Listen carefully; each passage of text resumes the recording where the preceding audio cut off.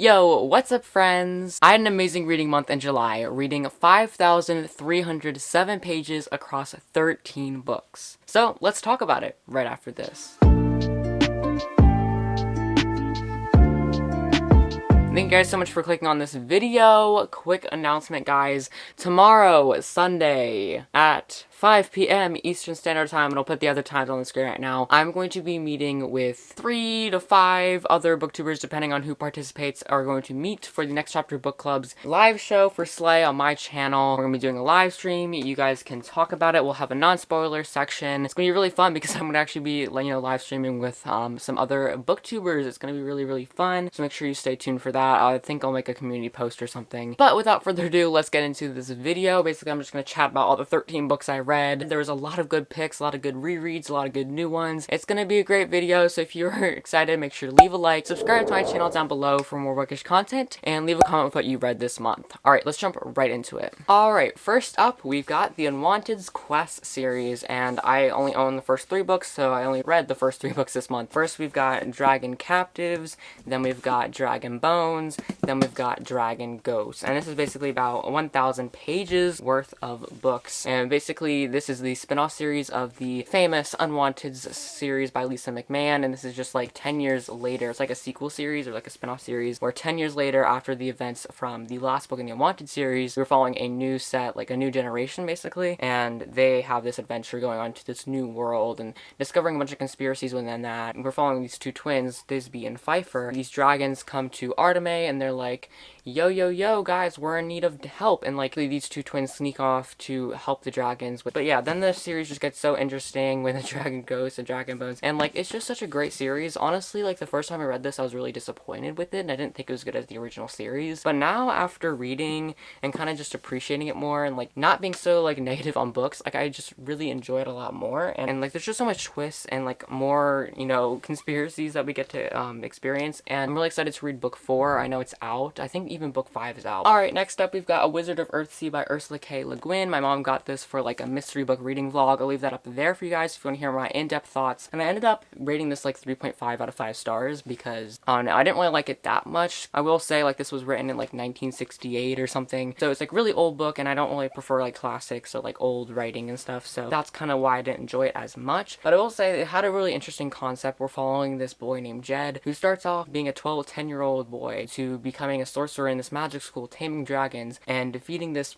like ancient power that he brought into the world. And this world is so cool too. It's like basically just a whole chain of islands. Like if I give you guys like the map, it's basically just a world filled with islands. And if you guys know me, I am obsessed with magic and islands. Like if your book has islands and magic, I'm gonna love it. So yeah, I really enjoyed this book. It was just the writing that got me. Is kind of old. The fantasy element was really complicated, and just all that it was so over detailed, so my mind got boggled a lot. But I honestly did end up enjoying it, so it got a 3.5 from me. Alright, next up I've got Aragon by Christopher Paolini, and oh my gosh, I'm so excited to be reading this series again, honestly. This is one of my favorite books. I think it's like number 3 on my like top 5 fantasy series, and it's probably one of my favorite like high fantasy, or is my favorite like high fantasy series, because it is just so good. I always get nostalgia for reading this. Like I read this in 8th grade, and ever since I read it, I wanted to keep reading it again. So like finally, 2 years after I read it the first time, I'm finally reading it again. Really, this book is about this boy named Aragon, who in this really crazy world of Alagasia, Aragon finds this blue stone in the spine. It hatches a dragon, and basically his whole life gets uprooted, and he goes on this adventure to hunt down these monsters that have killed his uncle. The world building, the storytelling, the magical elements, it was all really fun. And especially like towards the end, there's just a lot of like action and adventure, and especially like tension within like the chase, I guess, because there was always constantly monsters either chasing them or they're chasing down monsters. I also just loved, the dragon, and like getting to see Saphira, as well as like growing their connection, like Aragon and Saphira's connection. Aragon is really good. Next up, we've got the book club pick of the month for the Next Chapter Book Club, which I'm hosting with some other creators, is Slay by Brittany Morris. And oh my gosh, this book was so good. It's all about a girl named Kiera, who is like this game developer for this game called slay. There's like 500,000 logged on users like per month or something for this video game. So she basically has like this really hit video game, and it's basically a place for black people to, you know, battle each other like in this like card-based kind of game, as well as meet new people and celebrate their culture. But then what happens is there's this like murder because of a dispute in the game. The game starts getting more publicity and gets called out for anti-white discrimination, and so it's just really high tension. And the ending, though, I'm so excited to talk about it because I was so shocked. I kind of almost knew it, honestly. Like I was not that surprised, but like I was still shocked. And also the ending was just one of the more satisfying endings. Like I loved the ending so much. The beginning was a little slow. It took like 120 pages for the murder to happen, and that's like something that I really want to happen first. Like, you know, the problem, I wanted to get hooked immediately, but it did take a little while for the story to kick in. But once I got hooked, and I was so excited to keep reading. You know, just the video game aspect was super cool, and the sci-fi element to it, as well as just, you know, like the education of this book and like learning more about racial topics. If you want to support a black author during these times, make sure to hit up Slay. It's great.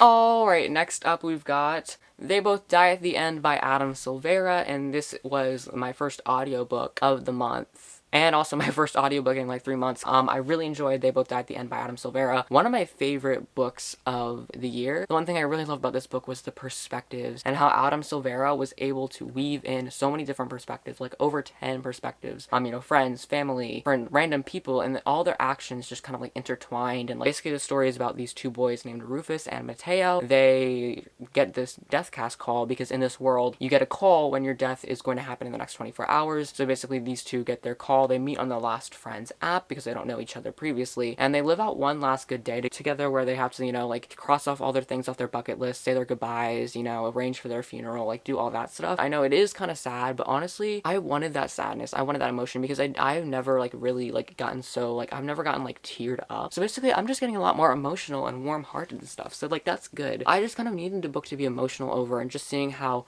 Rufus and Mateo, you know, got together and like they grew more attached to each other, and like they became friends, and it was so cute. And also just like seeing, you know, all the different perspectives. It's basically a whole new world. People know they're gonna die, so there has to be like changes in the world that kind of accommodate for it as well. And just, it was so emotional, so, you know, captivating. I got so hooked. There's a few shocking elements to this book, and yeah, it was just a really good book. Fantastic, amazing, beautifully written story that you guys have to read. Ooh, I gotta flip out my screen there. Okay, anyways, the next book, why is it not autofocusing on my face here? Anyways, the next book that I read was The Ballad of Songbirds and Snakes by Suzanne Collins. I know a lot of people in the past have said that, like, The Ballad of Songbirds and Snakes is not very good or whatever, and I've seen some reviews that, like, they don't like the plot, but I just never go into a book looking for negatives, honestly. Like, if I had been looking for, like, bad elements to this book, then I would have them, but I just go in, like, getting really excited about books and stuff, so I ended up really enjoying this. This was a 5-star book, and I think this is so worthy of, like, you know, being in the Hunger Games world and stuff, and like it was just such a great addition to the Hunger Games. I feel like if you're like a really big fan of the first trilogy, you have to read this prequel because it'll make some connections and references that your mind will just blow. But basically, we are following, forgive me if I don't pronounce this right, but it's like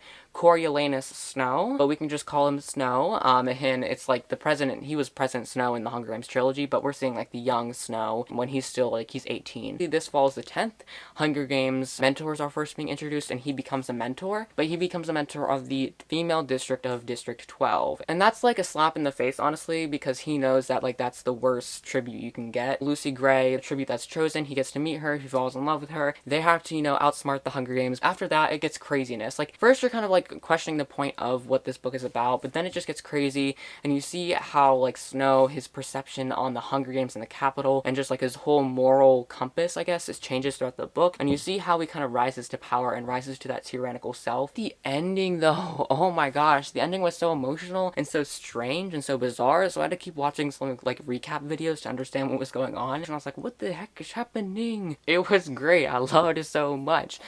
Just from like, you know, the characters to the shocking twists and the cliffhangers like at the end of each chapter. I'm speechless. Like, that's really all I have to say about this book. It's amazing. I loved it so much, and you gotta read it. It's just an amazing book. Alright, next up we've got two very special books. We've got the latest Diary of the Wimpy Kid books. We've got the Meltdown, which is like number 13, and then we've got Wrecking Ball, which is 14. And I know like these books are like for kids or like for 8-year-olds or whatever, but like I honestly needed them because I had finished They Both Die at the End, which was so emotional. I was literally tearing up. If you guys wanted to see my live reaction to the ending, you can check out my Ballad of Songbirds and Snakes reading vlog, which I'll leave up there. But basically, it was so emotional that I finished the Ballad of Songbirds and Snakes, which was also emotional. So I was like just freaking sad, and I was like, so maybe I can just read a happy book. These books are just like really kind of like goofy and funny and silly, and they're just so short. They're only like 200 pages. They have like little pictures, Greg and his adventures through like middle school. You know, it's just like a lot of relatable stuff in there, and it's just so funny, like just like the way he, I guess, like narrates the books, and like he has all these like wacky dreams and like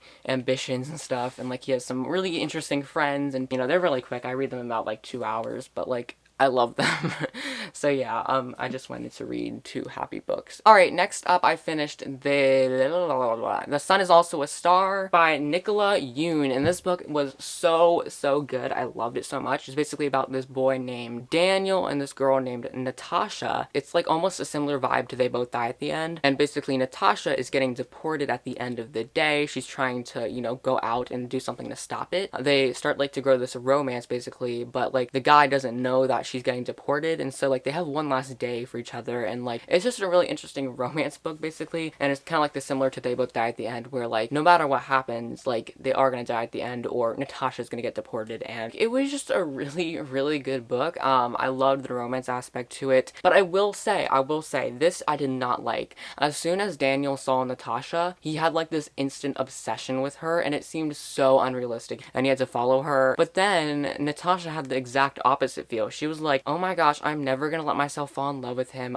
She was so stubborn. The romance was awkward at first, but when it started happening, it was great, and I just loved the ending of the book. It was like so emotional. Ooh! It was just really great romance, and I totally recommend you guys read it. Alrighty guys, next up we've got Eldest by Christopher Polini. I'm still finishing this up. Eldest is the second book in the Aragon series, and it has the red dragon on it. I love the cover so much. But anyways, this book is an amazing sequel, a great continuation of the first book. I know some people think it's boring, and I know a lot of people think this whole series is boring, but for me, I am in love. I mean, I just love the slowness to these books and the adventure. You know, in this book, Aragon travels to the elven city of Elismera and to do Weldenvarden in a forest, where he is going to learn and study under an elf apprentice. And so he's basically just, you know, learning about the elves. He's traveling there, he's learning so much, and again, I just love the really slow feel to these books, and you really feel like you're taking every single element of the adventure, because I know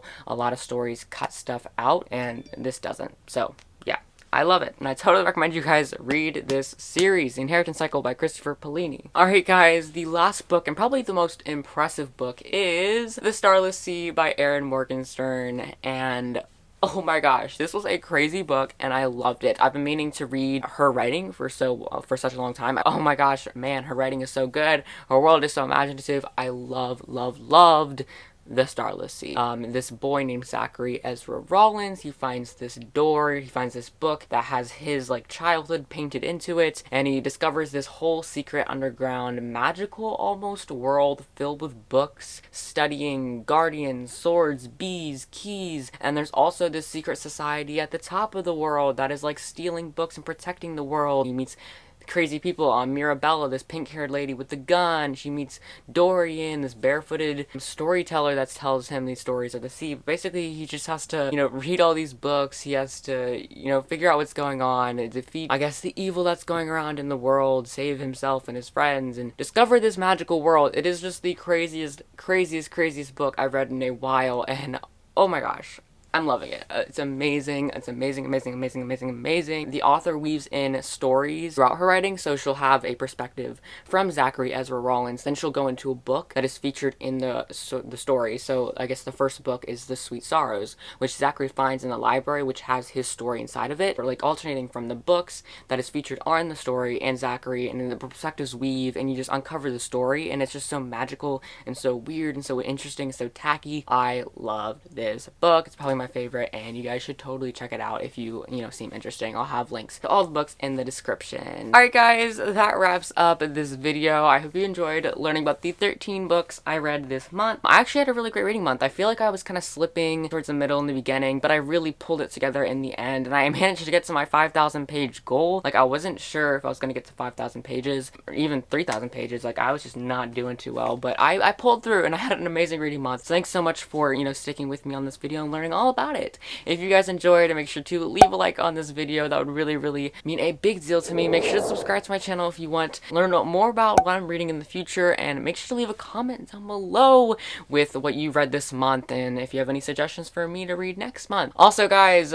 make sure to hit the notification bell so you get notified whenever I post, and if you want to watch my last video that I made, I will leave it up there. It was the Honest Booktuber tag. You guys really overwhelmed me with your support on that video, so if you haven't checked it out, make sure you do and watch the whole thing so you get the secret code in the comments, and it's gonna be fun. So yeah, thank you guys so much for watching. Have a great rest of your day, and I will see you in the next video. Bye guys, love you so much!